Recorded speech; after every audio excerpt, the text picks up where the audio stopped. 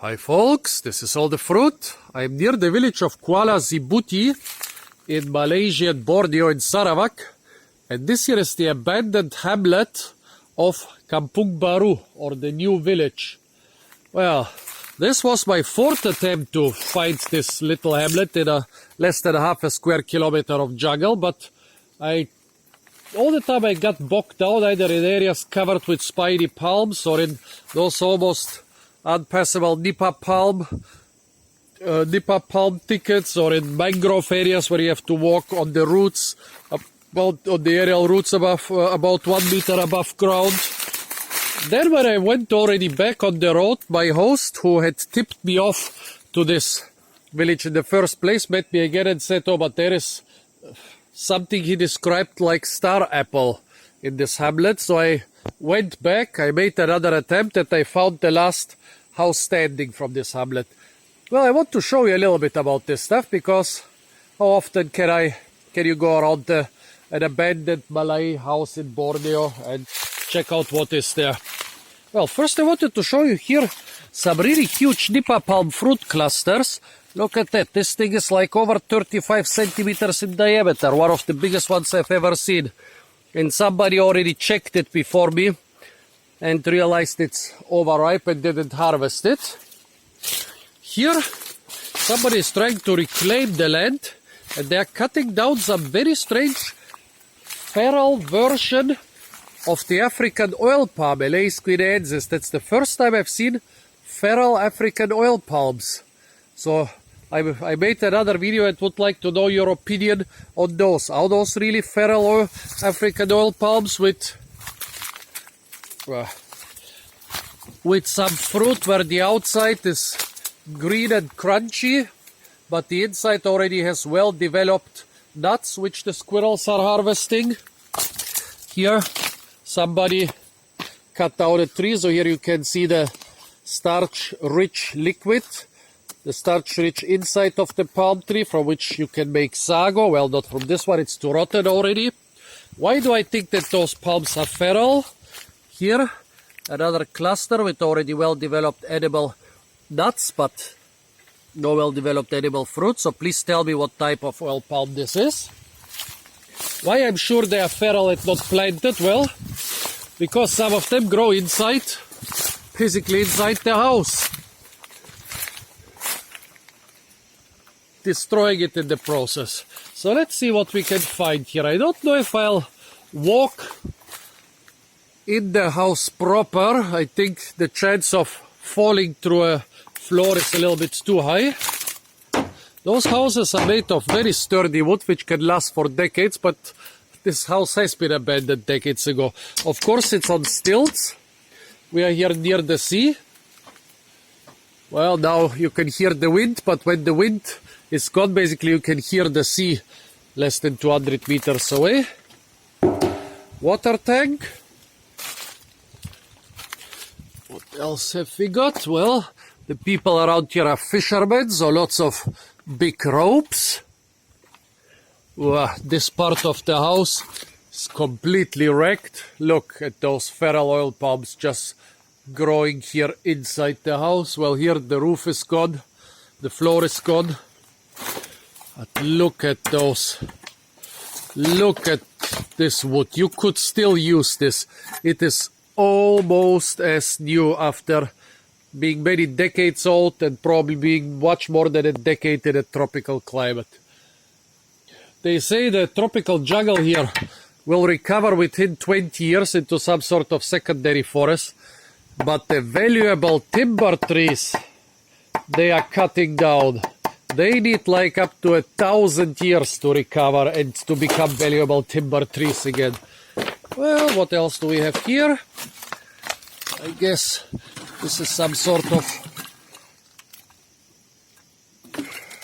well, it's not a fishing net, okay, no idea. An oil lantern.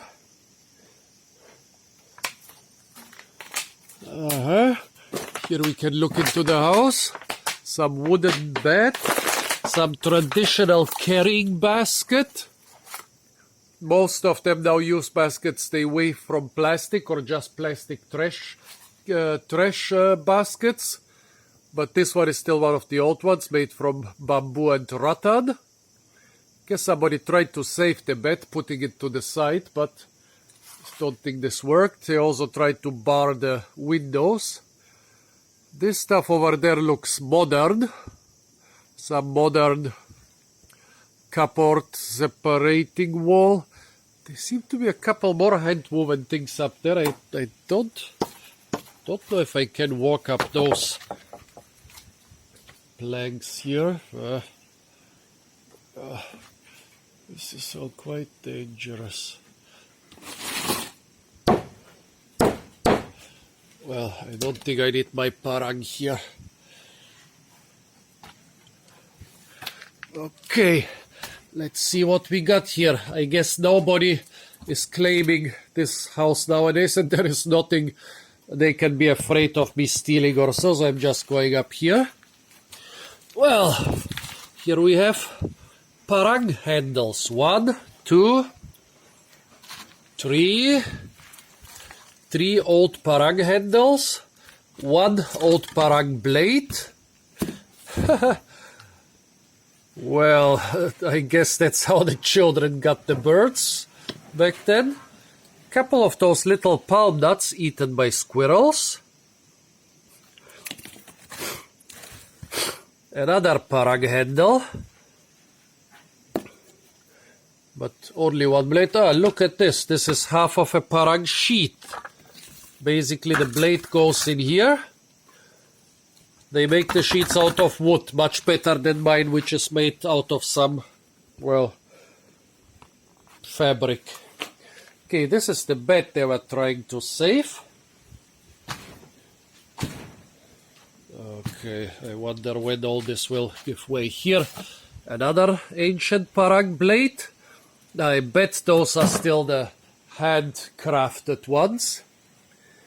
2 more carrying baskets over there. A smaller basket, and somebody has covered a big mason jar, a big terracotta jar. I don't know if I can walk over there. Everything seems kind of rotten here on the way.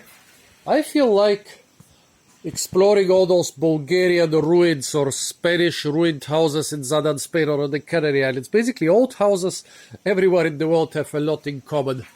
Well, let's explore this part first. If you hear some scream and I break through the floorboards, well, I hope the phone will be safe. Some little stool. Yep. Well.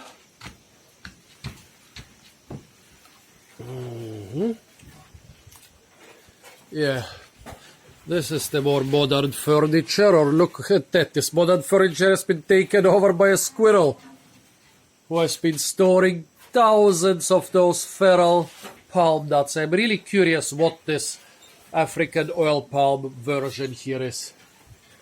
Mosquito net. Yeah, that's clever. I would really like to see more mosquito nets on windows in Asia. For some reason, they are not too common.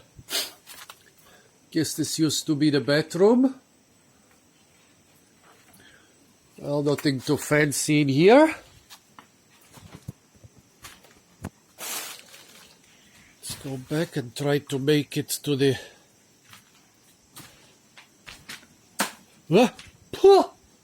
Somebody just dropped a nut from I guess some of those places up there. Okay, this is not a parang, but just a piece of glass. This palm nut eaten by a squirrel just dropped from somewhere near the ceiling. Uh-oh. This is an unstable part of the floor. Okay, electrical light. Another parang handle here.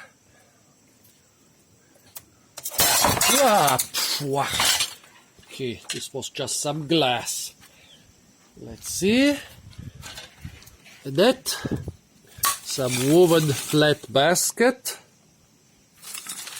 Another parang handle. How many parangs did those folks have? They have abandoned at least 6 or 7 parangs here.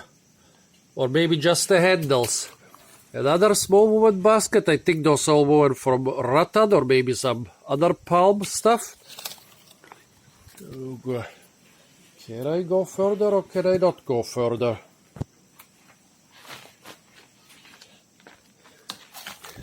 Sewing machine. What company is this? Braves sewing machine.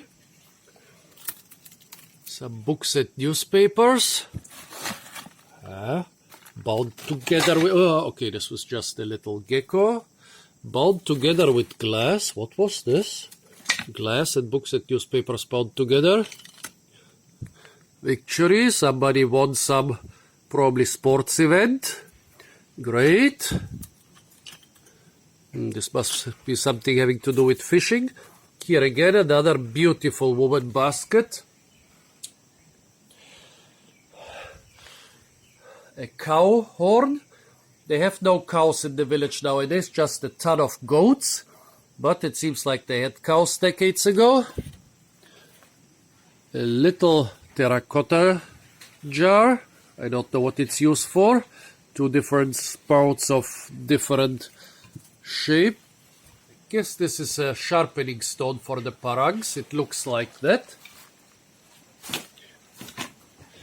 Rubber boots.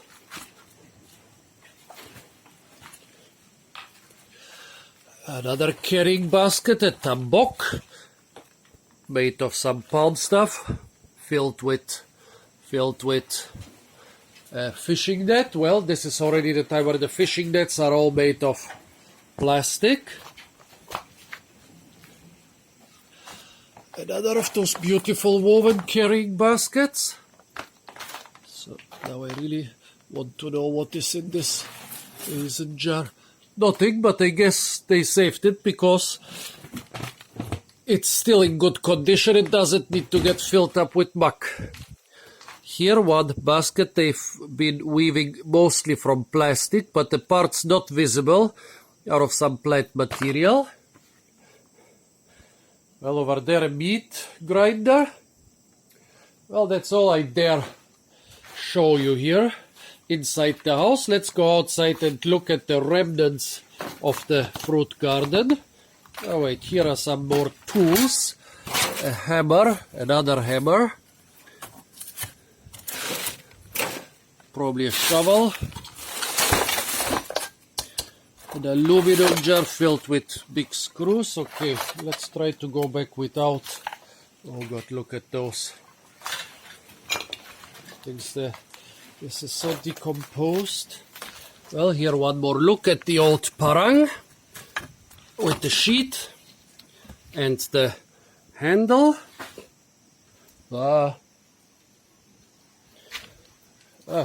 Here is the other part of the sheet, and I should not forget my own parang here.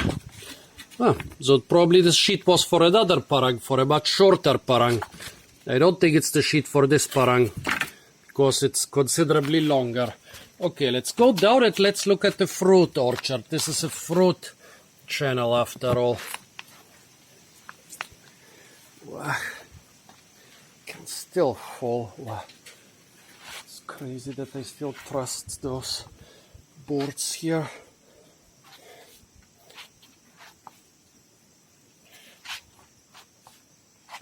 Okay, I'm not taking anything from here.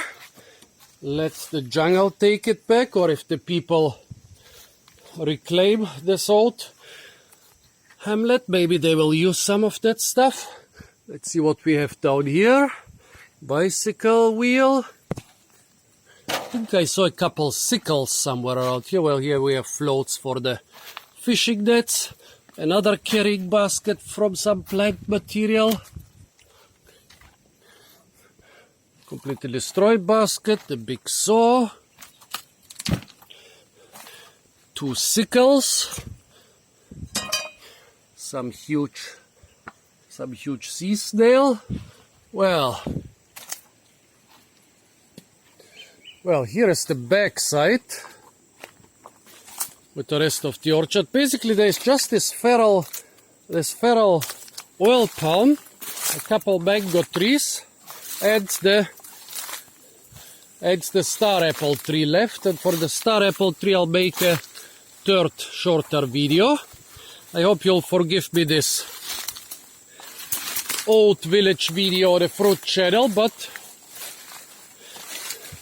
sometimes it's interesting to know what is connected to the fruit orchards. Yeah, last but not least, one of the mango trees remaining, but doesn't seem to be in season. Okay, folks, stay tuned for a lot more fruit videos from the beautiful island of Borneo.